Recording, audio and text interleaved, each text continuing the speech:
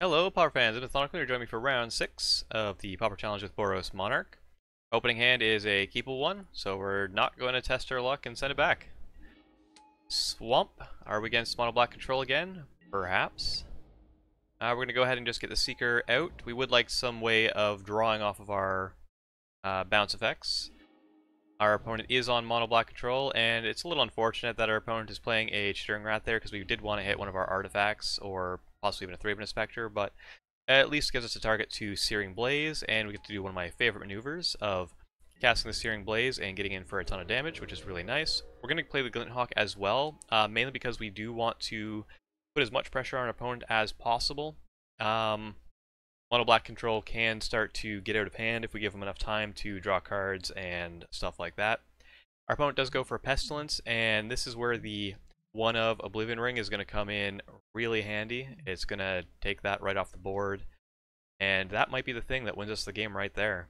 Our opponent was likely leaning pretty heavily on expecting that Pestilence to clean up our side of things. Our opponent is losing some more life on their own. I'm going to use the Galvanic Blast to remove their creature, swing for the damage, and Lightning Bolt to the face. So a pretty brutal game. Sorry for not keeping it PG-13 with a bit of a slaughter on that one. We'll just skip over to, game number 2 with a bit of a voice crack, because that's what we do.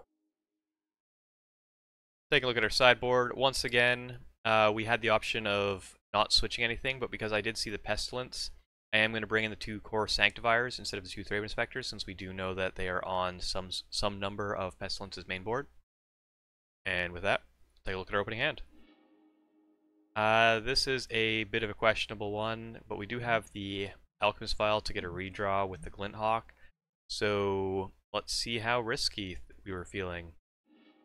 Not risky at all. This one is even riskier because we don't even have a white to go with the Thraben Inspector, but we do have a Prophetic Prism.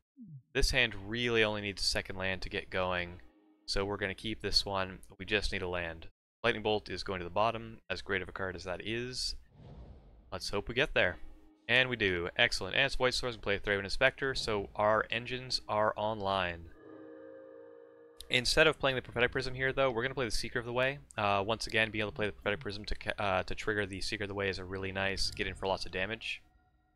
And yeah, pretty simple.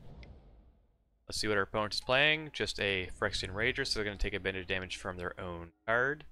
We're going to play the Prophetic Prism. We're going to be able to gain a couple life here and swing for some damage while also hitting our land drop, so things are looking pretty good for us. Losing our creature, that's pretty normal. Here, there was the option of bringing back the Radiant Fountain and replaying that to get 2 Kor Skyfishers, but I'd rather just grind out an advantage since we're not really putting huge pressure on our opponent just yet. Thankfully, we do get an untapped land there. It makes our turn far more efficient, being able to play another Kor Skyfisher there. This will be able to block their creatures, although the chance of it living is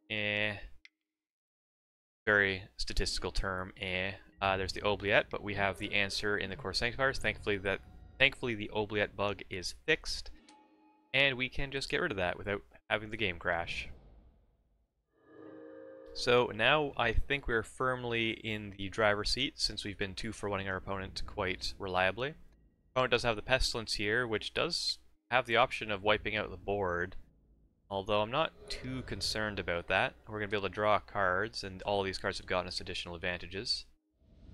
And since we managed to find an additional artifact, of course we can always just burn out our opponent with Galvanic Blasts.